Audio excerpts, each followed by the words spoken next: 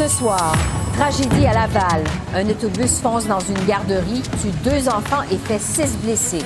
La classe politique est consternée. 46,2 milliards de dollars sur 10 ans. Réaction à l'offre d'Ottawa sur les transferts en santé avec notre panel de députés. Et le président Biden prononce son discours sur l'état de l'Union à saveur protectionniste. Quel impact à un mois de sa visite au Canada? L'historien présidentiel Tim Naftali est avec nous. Bonsoir, Mesdames, Messieurs. La classe politique à Ottawa et à Québec a réagi avec consternation au drame survenu dans une garderie de Laval, au Québec. 2 enfants sont morts et 6 autres ont été blessés après qu'un chauffeur d'autobus de la Société de transport de Laval a foncé sur le centre d'éducation à l'enfance au début de la journée. À la Chambre des communes, cet après-midi, les parlementaires ont tenu une minute de silence pour souligner cette tragédie et commémorer les petites victimes.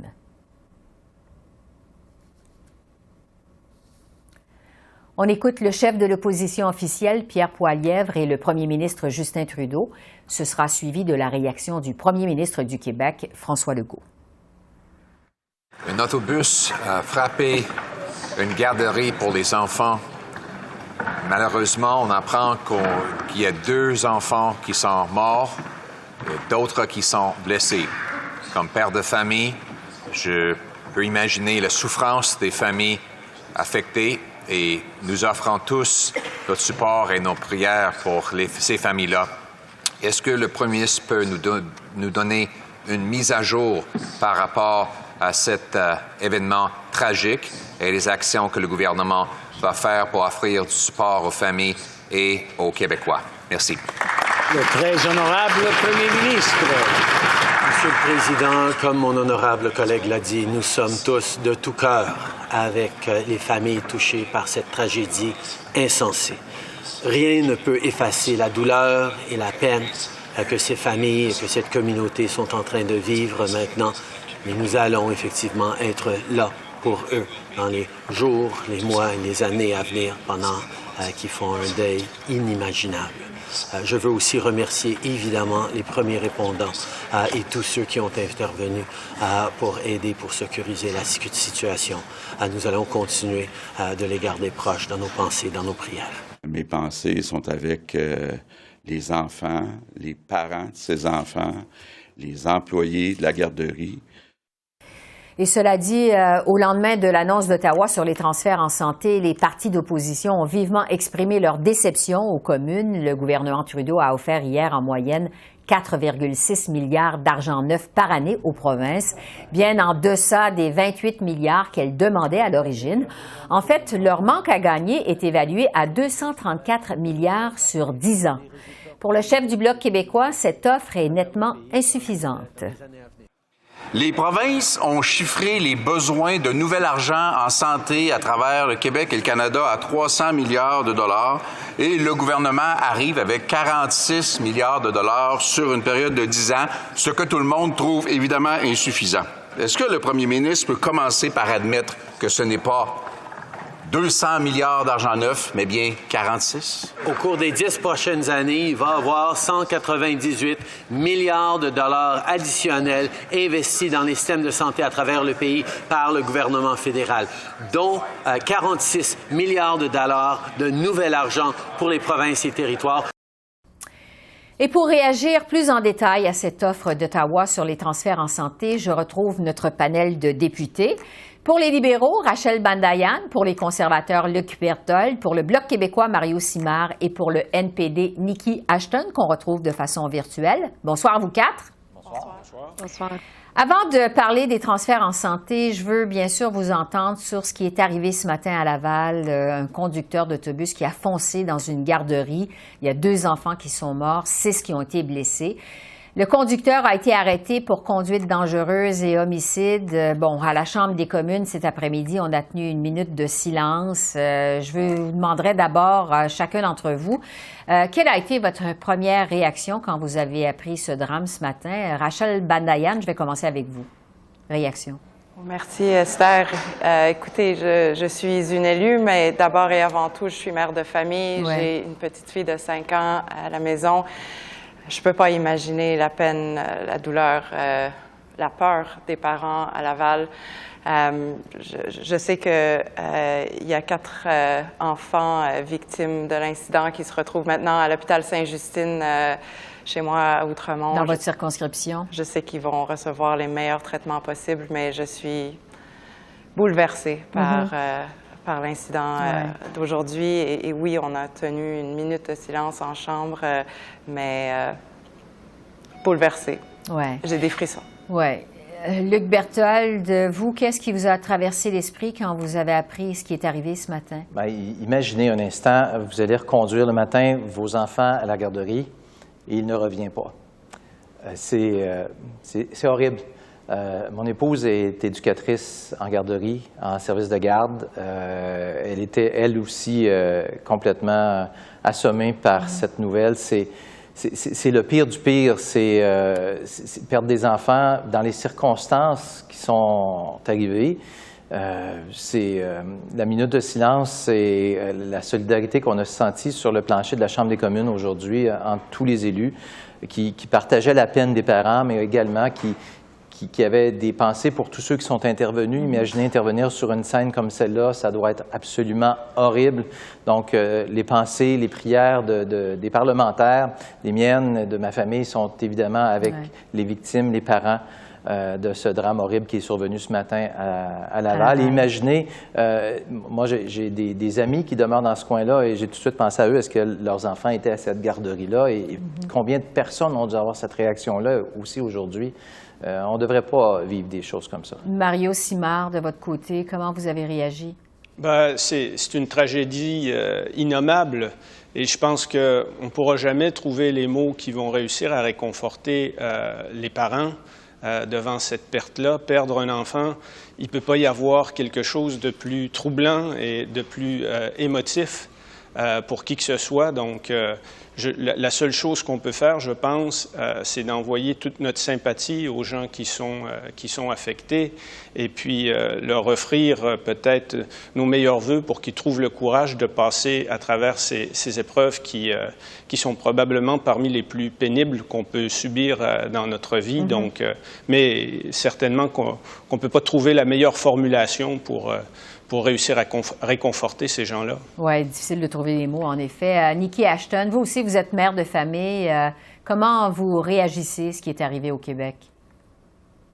Oui, bien, je suis très émouvée par tout ça. On peut jamais imaginer une telle tragédie. Mes enfants, comme celle de Mme Bendayan, mes jumeaux ont 5 ans. On vient de sortir du système de garderie et rentrer à l'école. Quand on laisse les enfants, nos petits, à une garderie avec le personnel qui les aime beaucoup, qui mettent toute leur énergie, leur attention sur eux, on ne pourrait jamais imaginer que quelque chose comme ça se passerait. Ici, je dirais à l'Ouest canadien, c'est évidemment des nouvelles nationales.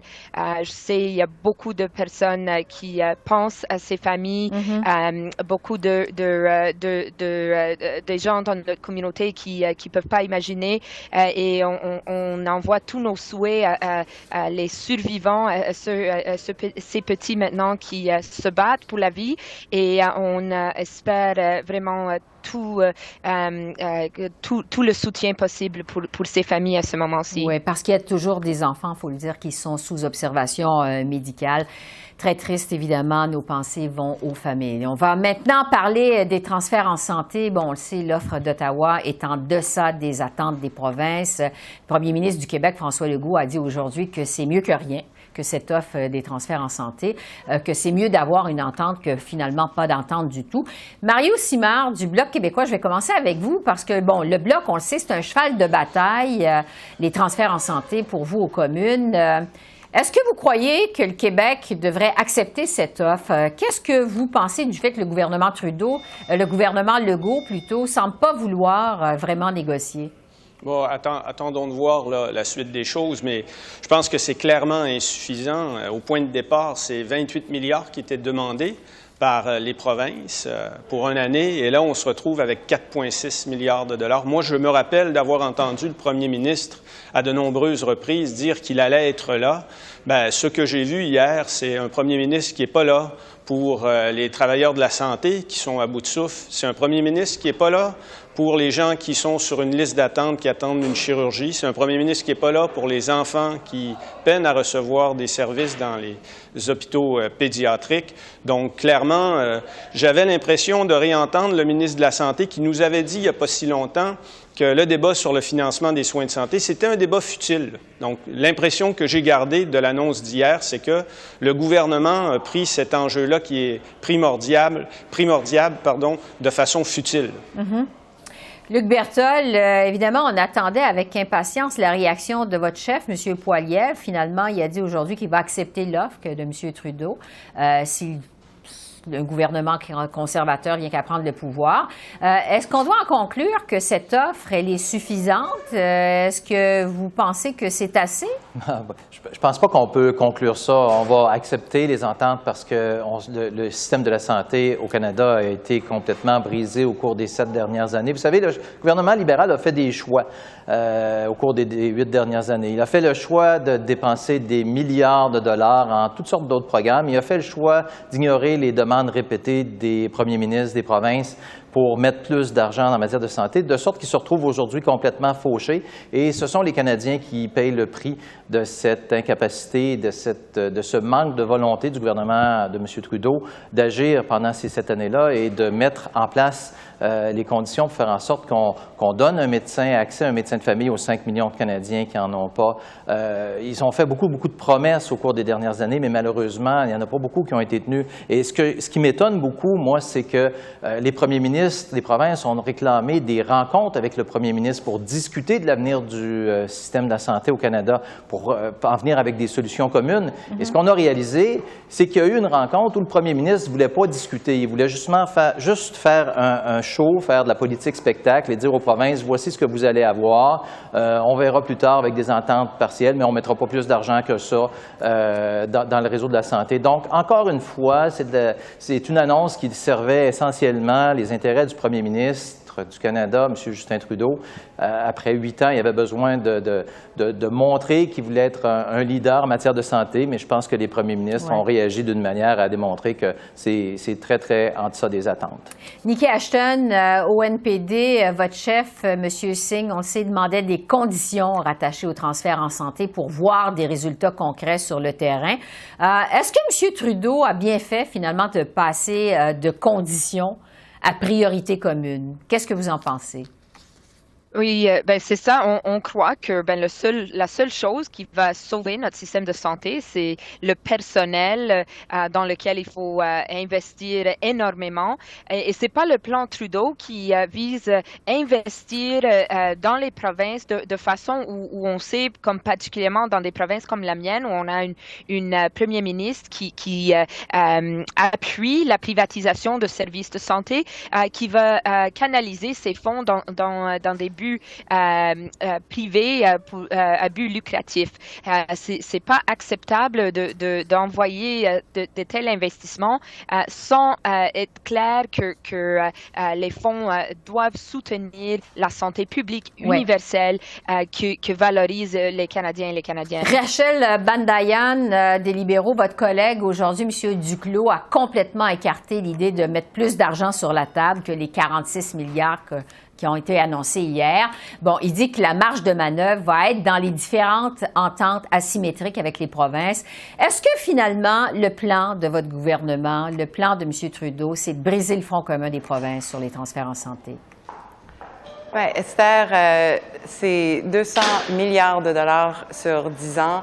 Et on peut discuter là, de chiffres puis de montants, mais notre préoccupation et la préoccupation numéro 1 du premier ministre, c'est de s'assurer de résultats pour nos concitoyens, de voir davantage de médecins de famille sur le terrain, de s'assurer de moins d'attentes dans les urgences, davantage de soutien pour le la santé mentale.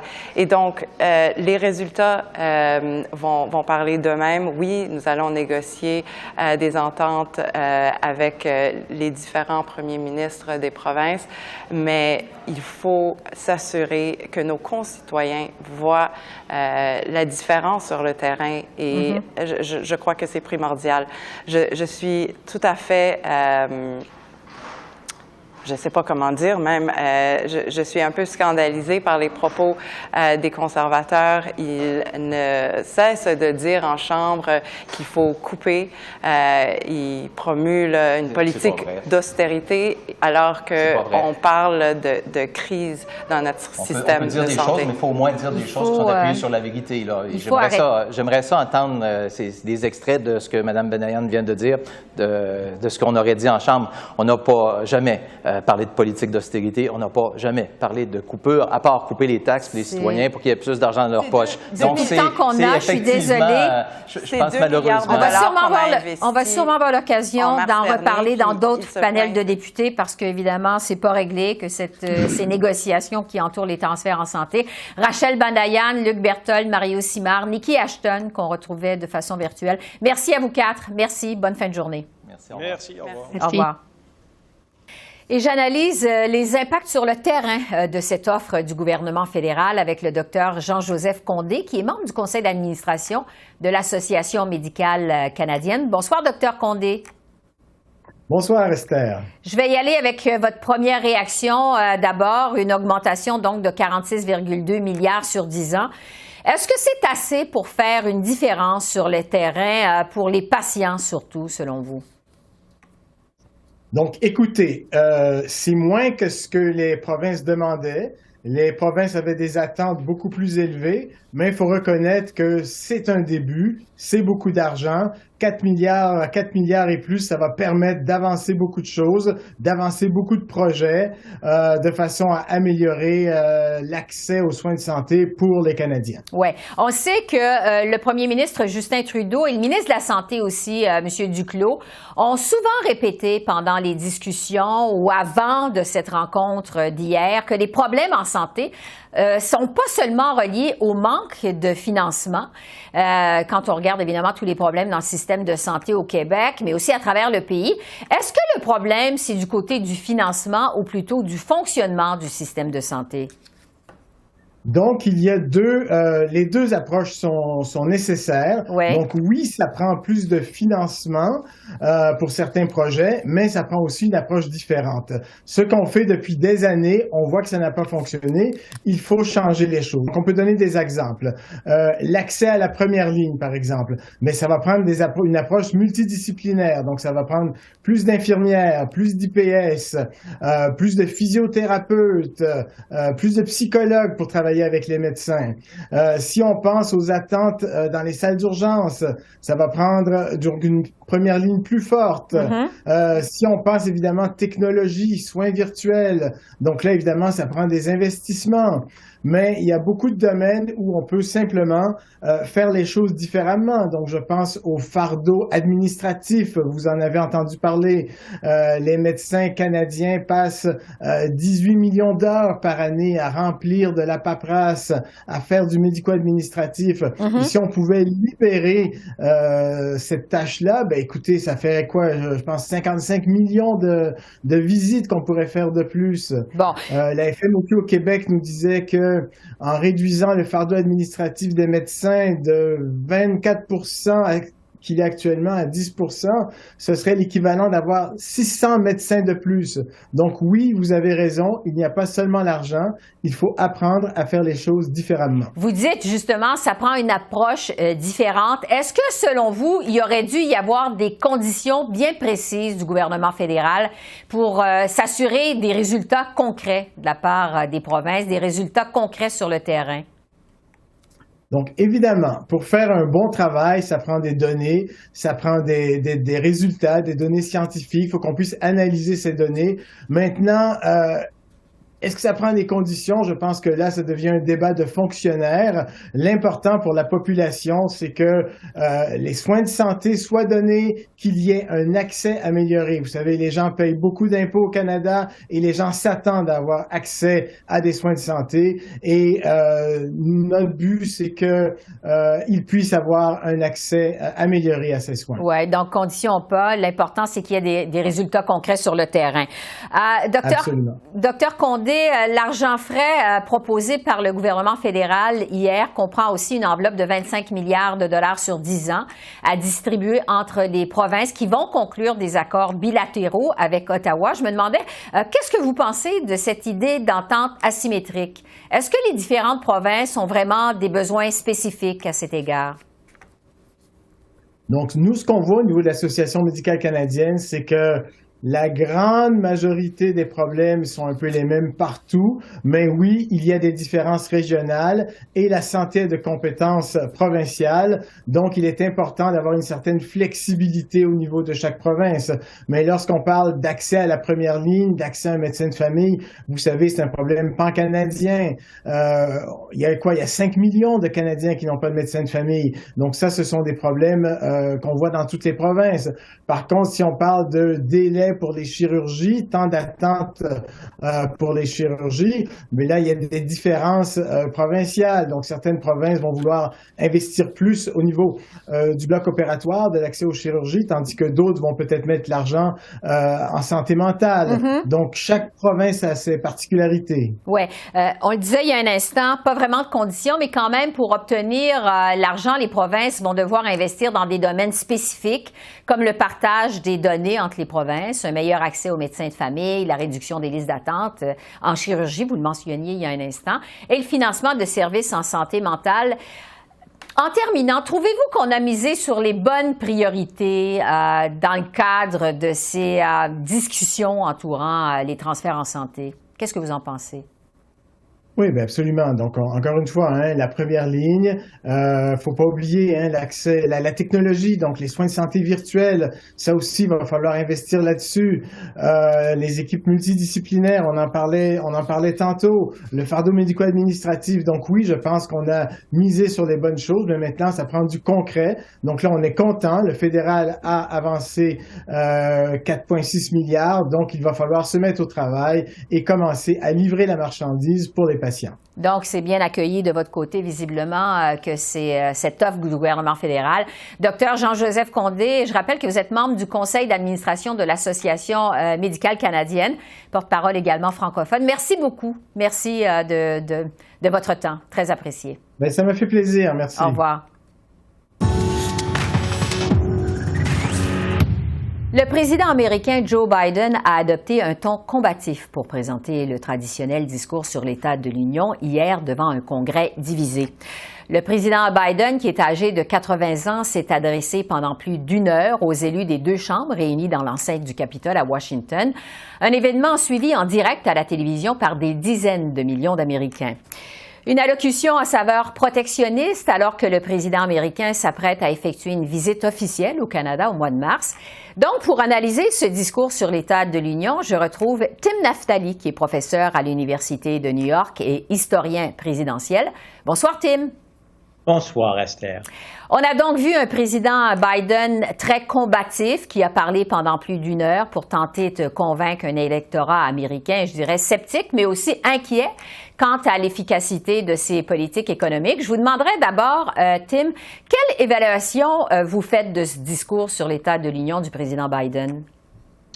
D'après moi, il faut toujours demander 2 questions. Premièrement, sur le plan émotif.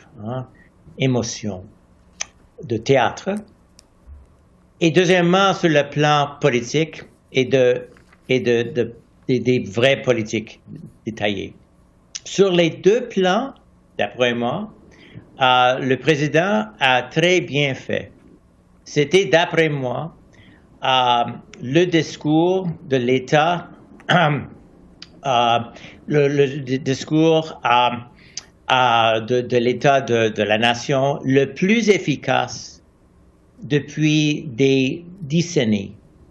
D'après moi, c'était une performance presque aussi vive et efficace que ce qu'on a vu de Franklin Roosevelt. Parce qu'il a pu, de la même façon, de se présenter comme un vrai chef, un leader, plein de force, d'après le fait qu'il est très âgé.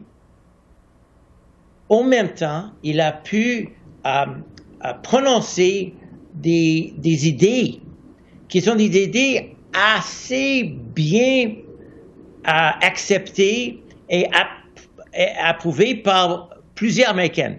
Pas les idées controversées. Il y avait eu d'idées controversées, mais la plupart de l'allocution hier soir était sur les propositions bien acceptées par la plupart des Américains. C'était un discours visé au col bleu et la classe moyenne américaine. Mais aussi, Tim, un discours protectionniste dans lequel le président Biden a prononcé les mots « Buy in America ». On sait que M. Biden se prépare à une visite officielle au Canada ici, donc au mois de mars. Il vient rencontrer le premier ministre Justin Trudeau. Est-ce que ça pourrait laisser présager des tensions dans les relations canado-américaines? Oh oui, il y aura, d'après moi, il y aura des tensions. Il y a, je crois, ça fait longtemps que j'ai regardé ces détails, mais je crois que l'accord de libre-échange entre les États-Unis, le Canada et le Mexique donne à chaque gouvernement le pouvoir de faire des actes protectionnistes pour la sécurité nationale. Et j'anticipe que le président Biden va dire au premier ministre Trudeau que pour des raisons de sécurité nationale, les États-Unis, pour les projets fédéraux, c'est juste pour les projets fédéraux, le gouvernement fédéral à Washington ne peuvent pas acheter du bois canadien, par exemple, ou de l'acier canadien. Et ça c'est protectionniste. Ça, c'est contre l'esprit de libre-échange. Mais il faut rendre compte que nous avons aux États-Unis, et même un petit peu, je crois, au Canada, un mouvement populiste. Et le populisme n'est pas seulement de l'aile droite, c'est aussi de l'aile gauche.